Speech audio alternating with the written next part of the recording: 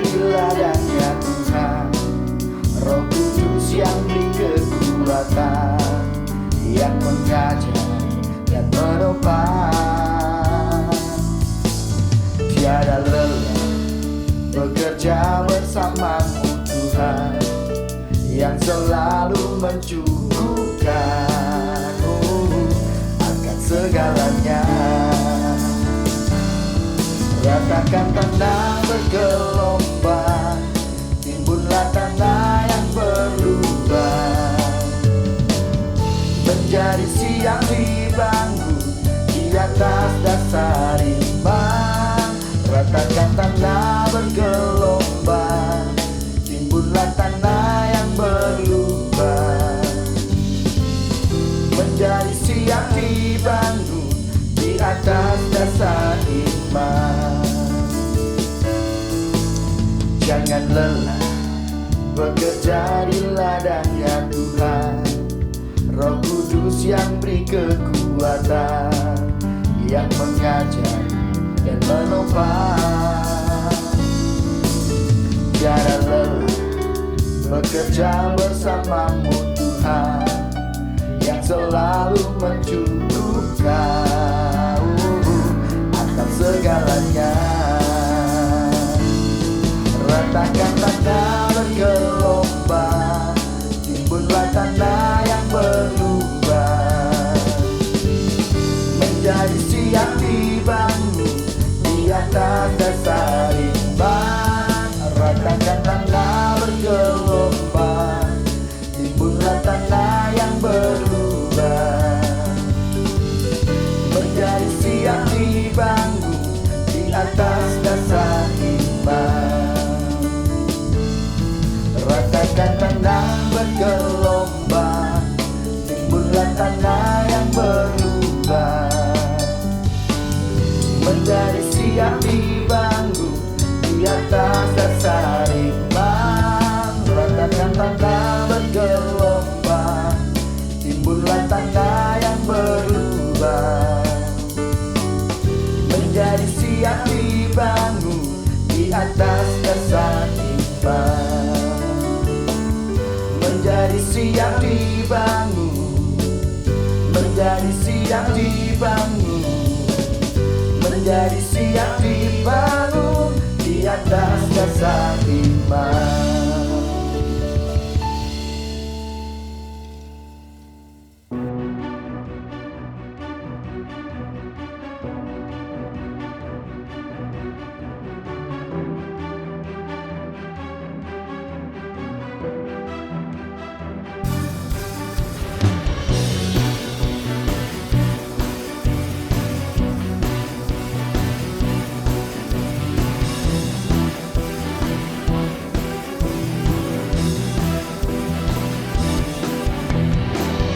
Bersyukurlah kepadanya, bawalah pujian bagi Dia, karena Dia Rajamu, Dia yang perkasa. Tuhanlah kekuatanku, Mazmur dan keselamatanku, Dia penolongku yang beri hidupku. Kau yang berjaya, seluruh semesta sujud menyembah. Akulah kebangkitanmu, mujizat telah terjadi. Junjung kasih anugerahmu, kekal teguh dan mulia. Masyurlah perbuatanmu, Kau penyelamat hidupku. Kasih-Mu tiada tara, bertata Kau Tuhan Rajaku.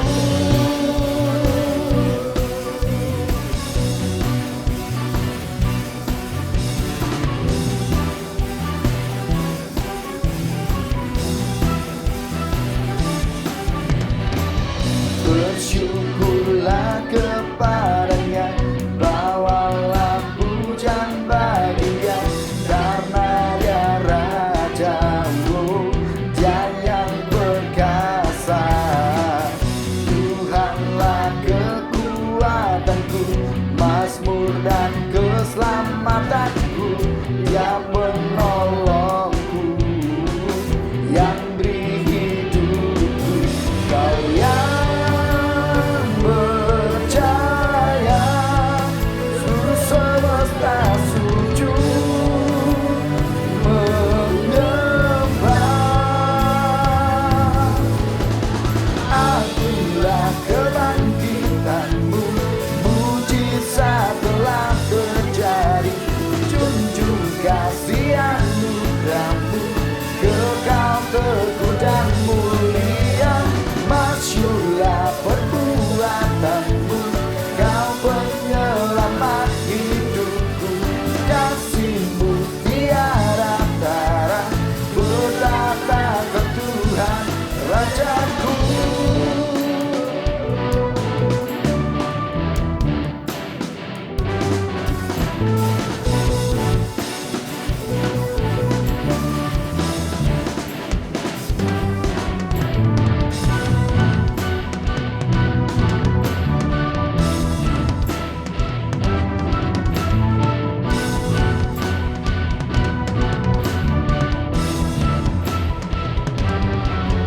Kau yang berjaya, seluruh semesta sujud menyembah.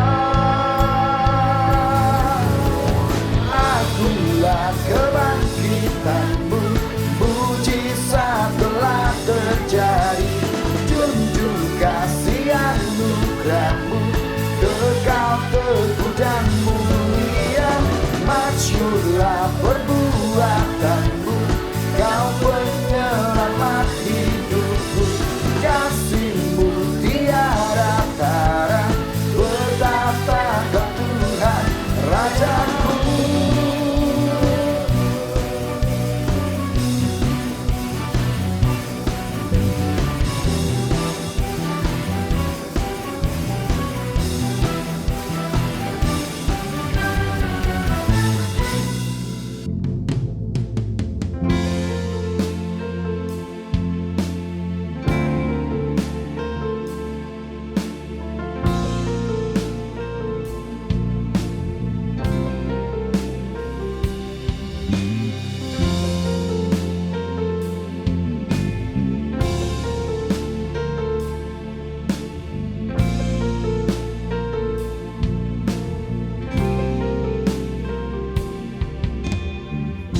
Kau yang lebih tahu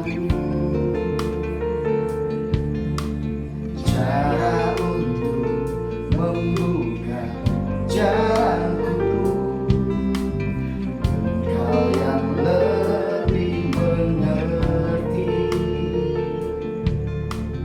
cara untuk menolong hidupku.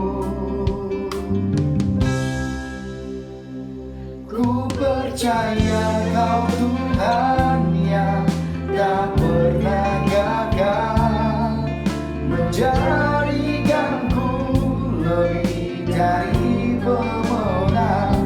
Ku percaya Kau Tuhan yang tak pernah lalai, menepati janji-janji-Mu.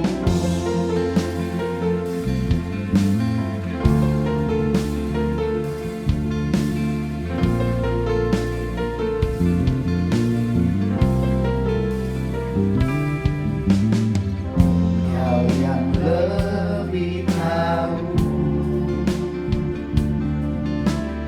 cara untuk membuka jalanku. Kau yang lebih mengerti cara untuk menolong hidupku. Ku percaya Kau Tuhan yang tak pernah gagal, menjadikanku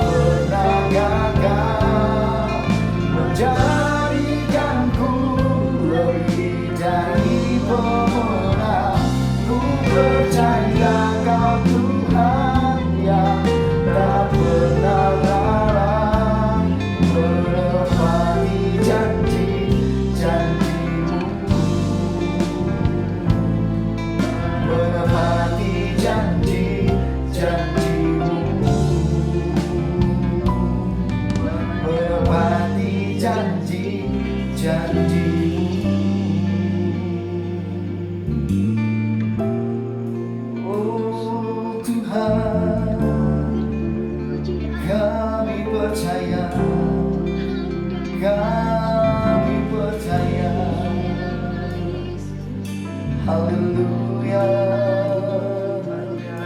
haleluya,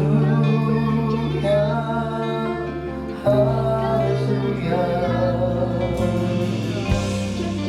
Kami menyembah, oh, kami menyembah, meninggikan nama Tuhan.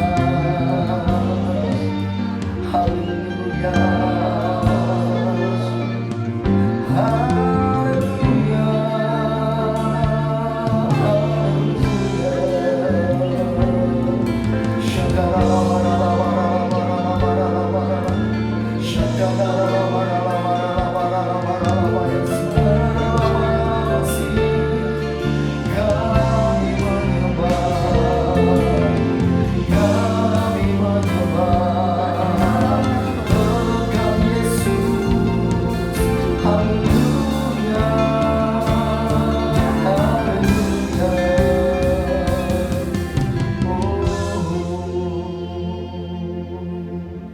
Bapak-bapak yang kami kenal dalam nama Tuhan Yesus, kami sungguh mengucap syukur hari ini kami kembali beribadah Tuhan, mencari wajah-Mu walaupun masih secara online, tapi kesatuan hati kami Tuhan mencari-Mu Bapa.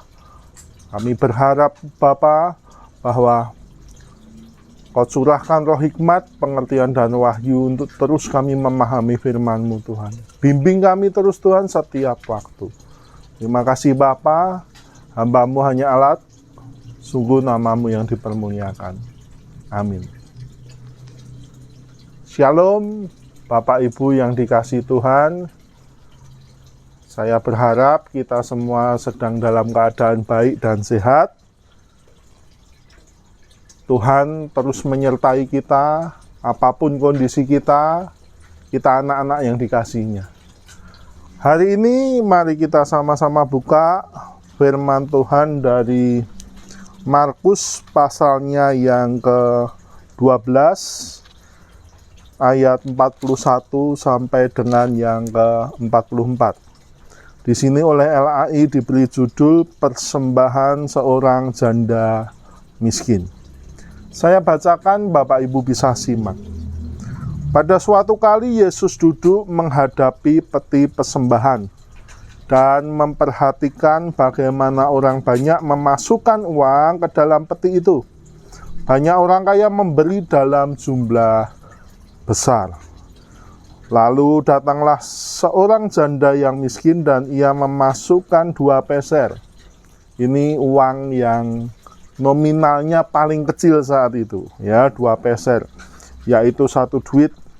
Maka dipanggilnya murid-muridnya dan berkata kepada mereka, "Aku berkata kepadamu, sesungguhnya janda miskin ini memberi lebih banyak daripada semua orang yang memasukkan uang ke dalam peti persembahan." Saat itu saya, waktu pertama kali membaca teks ini, saya cukup terheran-heran. Atas dasar apa, hitung-hitungan dengan rumus apa, kenapa bisa dikatakan janda ini memberi lebih banyak dibandingkan dengan semua orang yang memberi dalam jumlah besar itu. Hitung-hitungannya seperti apa? Atas dasar apa Yesus mengatakan demikian? Itu nanti kita akan bahas sama-sama. Sebab mereka semua memberi dari kelimpahannya, tetapi janda ini memberi dari kekurangannya. Semua yang ada padanya yaitu seluruh nafkahnya.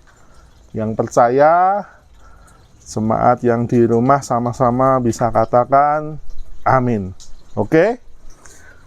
Teks ini sangat menarik bagi saya, ya. Teks ini sangat menarik bagi saya, dan ternyata ketika kita baca teks ini juga, peristiwa ini adalah peristiwa yang sangat penting bagi Yesus, ya. Mungkin ini adalah pengajaran terakhir Yesus, ya. Bapak Ibu bisa lihat di ayat-ayat selanjutnya, pasal-pasal selanjutnya sudah tidak ada lagi pengajaran kepada para murid. Kenapa tadi saya bilang ini penting sekali? Ini adalah pengajaran terakhir karena setelah itu Yesus disalibkan dan mati untuk kita. Ya, pengajaran terakhir kepada para murid adalah ini. Berarti ini adalah suatu hal pengajaran yang harus kita perhatikan dengan seksama. Ya, itu alasan pertama. Alasan selanjutnya adalah begini. Ketika Yesus mengatakan sesungguhnya janda miskin ini memberi lebih banyak daripada semua orang yang memasukkan uang ke dalam peti persembahan, berarti ini seperti tutup buku, Bapak Ibu. Ya, hari ini satu hari penuh Yesus menyempatkan waktunya untuk duduk di depan di sekitar peti persembahan. Ya, bersama dengan para muridnya. Bisa dibayangkan saat itu pasti pelayanan Yesus sedang maju-majunya. Ya, dia bisa berkhotbah. Yesus bisa meluangkan waktu untuk berkhotbah, mengajar bisa. Atau begini, Yesus bisa meluangkan waktu untuk melayani sesama, menyembuhkan orang sakit, mendoakan mereka. Yesus bisa lakukan itu. Tetapi satu hari Yesus seperti ambil cuti, ya, tidak melayani, tidak mengajar, dia hanya duduk di situ bersama dengan para murid, hanya menunggu satu orang. Dan ketika orang itu, yaitu janda tadi datang, di dalam hati Yesus seperti berkata begini, nah ini orang yang aku tunggu. Ya, hari ini aku off dari pelayanan, aku mau mengajar para murid tentang orang ini. Ya, kurang lebih Yesus berkata demikian. Maka dari itu adalah satu hal yang sangat penting untuk kita perhatikan pengajaran ini. Ya, kurang lebih pentingnya itu, Bapak Ibu. Ya. Lalu apa yang Yesus mau ajarkan di sini? Ya, yang Yesus mau ajarkan di sini adalah tentang persembahan, tentang memberi. Tapi memberi yang seperti apa nanti kita akan tahu sama-sama. Ya, saat itu ketika orang memberikan persembahan, konteksnya ini adalah di pelataran Bait Allah. Pelataran Bait Allah saat itu ada 13 trompet persembahan, karena bentuknya kotak persembahan zaman itu adalah bentuknya seperti trompet. Jumlahnya ada 13 di situ, ya. 13 itu diperuntukkan, misalnya trompet pertama diperuntukkan untuk kaum miskin. Trompet kedua diperuntukkan untuk biaya Bait Allah, dan peruntukan mereka adalah masing-masing. Jadi proses mereka memberikan persembahannya begini, Bapak Ibu. Mereka akan maju, mereka akan memilih dan memasukkan persembahan tersebut. Ya. Dan kemudian bendaharanya berkata demikian. Jumlahnya berapa? Kalau misalnya 2 peser, juga mereka akan berkata 2 peser secara keras, dan kemudian dicatat di situ. Kalau jumlahnya 2 dinar, mereka akan katakan 2 dinar. Kalau jumlahnya berlogam-logam emas, mereka akan katakan sejumlah uang tersebut, dan kemudian dicatat dan dimasukkan di sini.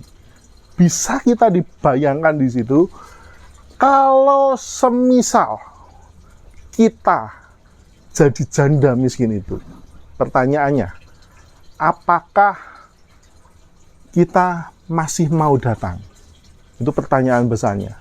Ya, di situ dikatakan bahwa banyak orang mempersembahkan dalam jumlah besar. Ya, pelajaran yang pertama yang mau saya sampaikan di sini adalah di dunia ini ada 2 tipe orang. Dunia ini hanya ada 2 tipe orang. Ada tipe orang yang mereka mencari dan mempersembahkannya untuk diri mereka sendiri. Tipe yang kedua adalah tipe orang yang mencari dalam hidup ini dan mereka mempersembahkannya untuk Tuhan dan orang lain. Nanti akan saya jelaskan. Suatu saat saya sedang mengajar di sebuah kelas dan saya bertanya kepada mahasiswa saya, rekan-rekan, adik-adik, Mas dan Mbak, kalau semisal Mas dan Mbak diundang di sebuah pesta ulang tahun seorang raja.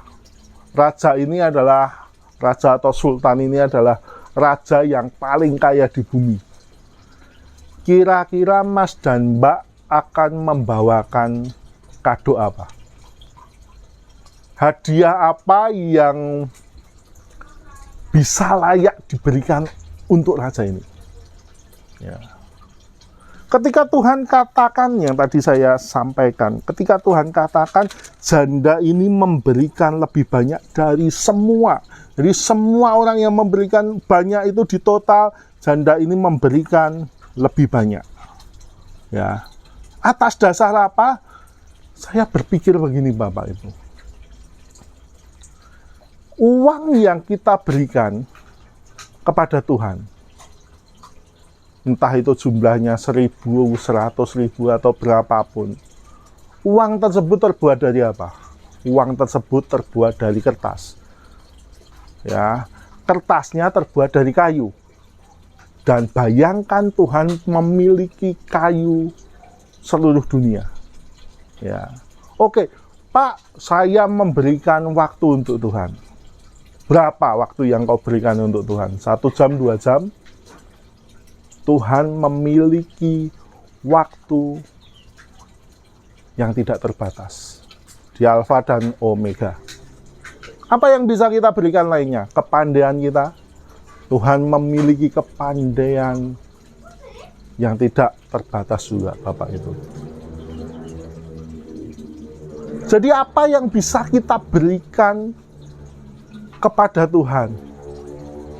Ya. Apa yang bisa membuat Tuhan terkesan atas pemberian kita? Ketika saya, misalnya anak saya menunjukkan kepada saya, "Papi, saya tabunganku ini 100.000, sudah 100.000. Apakah uang tersebut bisa membuat saya terkesan?" Ya. Sedangkan uang tersebut juga dari saya. Apa yang bisa membuat Tuhan terkesan atas pemberian kita? Kalau kita melihat di sini, ternyata nominal itu tidak diperhatikan Tuhan, Bapak Ibu. Nominal bukanlah sesuatu yang bisa membuat Tuhan terkesan. Tetapi orang yang fokusnya adalah ingin menyenangkan Tuhan, ingin memberi kepada Tuhan. Aku ini dilahirkan, ketika aku lahir, aku memperoleh misalnya kepandaian, aku memperoleh misalnya kekayaan, dan kemudian semuanya itu untuk Tuhan, untuk sesama. Itulah yang bisa membuat Tuhan terkesan. Ya, maka dari itu tadi saya katakan ada dua tipe orang yang mencari kemudian hidupnya untuk dipersembahkan kepada Tuhan dan kepada orang lain. Ada tipe orang yang kemudian mencari dan yang dia dapatkan digunakan untuk menyenangkan diri mereka sendiri. Itu perbedaannya. Orang seperti apakah kita? Orang seperti apakah kita? Lalu yang kedua, yang mau saya sampaikan adalah posisi kita sekarang ini tidak penting, Bapak Ibu. Mungkin ada beberapa orang yang mengatakan begini, "Pak, aku nggak bisa memberikan apapun, Pak. Aku nggak bisa memberi persembahan, Pak. Aku nggak punya kepandaian, aku nggak punya uang, aku nggak punya waktu, Pak. Yang aku punya sedikit. Aku nggak punya banyak untuk diberikan kepada orang lain." Menarik lagi karena di sini Yesus katakan dia memberi contoh seorang janda miskin. Dia tidak memberikan contoh orang yang kaya. Ya, saya sempat berpikir begini, Masa sih orang yang hatinya tulus memberi persembahan kepada Tuhan hanyalah janda itu? Masa nggak ada orang kaya atau siapapun juga memiliki hati tulus saat itu? Ya, saya pikir ada. Tetapi saat ini Yesus sedang ingin memberikan contoh kepada para murid. Hei para murid, intinya begini Bapak Ibu. Hei para murid, sebentar lagi aku akan meninggalkan engkau. Sebentar lagi aku nggak akan bersama-sama denganmu. Segala pelajaran sudah aku sampaikan kepadamu. Semua ilmu yang harus kau pelajari sudah aku berikan kepadamu selama 3 tahun lebih. Ya, sebentar lagi aku akan meninggalkanmu. Pilihlah, ada 2 hal. Yang pertama, engkau akan pakai ilmu yang aku ajarkan, kemudian kau akan menjadi guru juga, rabi juga, dan kemudian kau akan sukses untuk dirimu sendiri. Yang kedua, ilmu, segala hal, segala pelajarannya aku ajarkan kepadamu, kau gunakan untuk melayani sesama. Itu inti yang mau saya sampaikan hari ini. Jadi saya selalu memiliki moto dalam kehidupan ini, dan saya selalu sampaikan berulang-ulang kepada siapapun, kepada mahasiswa saya. Apa sih hidup? Hidup tuh ya hidup, mengenal Tuhan lebih dekat, bekerja untuk Dia, dan kemudian mati. Tidak ada ruang untuk mengasihi diri, Bapak Ibu. Tidak ada ruang untuk melayani diri sendiri. Tidak ada ruang untuk mencari kesuksesan diri sendiri. Hidup adalah hidup, mengenal Dia, bekerja untuk Dia, dan kemudian mati. Kemudian mungkin ada beberapa orang yang bertanya, mosok sih Pak kita nggak boleh memperhatikan diri sendiri? Ini kesimpulan saja, ya. Ada beberapa orang yang bertanya, mosok sih kita nggak boleh mengejar kesuksesan diri sendiri? Ada berita baik, ya. Ketika hidup kita, saya tidak berkata ini hanya sebatas memberi materi saja, ya. Kisah ini tidak diceritakan untuk khusus dalam persembahan materi saja. Saya yakin kisah ini mencakup cerita yang lebih besar, yaitu tentang kehidupan. Ketika hidup kita berikan kepada Tuhan, bagaimana hidup kita berbuah, bagaimana kita fokus untuk melayani Tuhan. Ada orang bertanya, kenapa kita nggak boleh memikirkan kesuksesan kita sendiri? Ada berita baik. Ketika fokus kita arahkan kepada Tuhan, fokus kita arahkan untuk melayani sesama. Apa yang tidak sedang kita pikirkan Bapak Ibu, Tuhan yang memikirkannya. Pengalaman. Kalau Tuhan yang memikirkan kehidupan kita akan jauh lebih baik daripada ketika kita memikirkan hidup kita sendiri. Itu yang mau saya sampaikan. Kita bisa introspeksi diri kita masing-masing. Saat ini, di usia berapapun, usia saya 40, mungkin Bapak Ibu punya usia masing-masing. Saat ini, di usia saya yang 40, apakah saya ini memiliki kehidupan yang berbuah bagi orang lain, yang menyenangkan hati Tuhan, yang melayani Tuhan?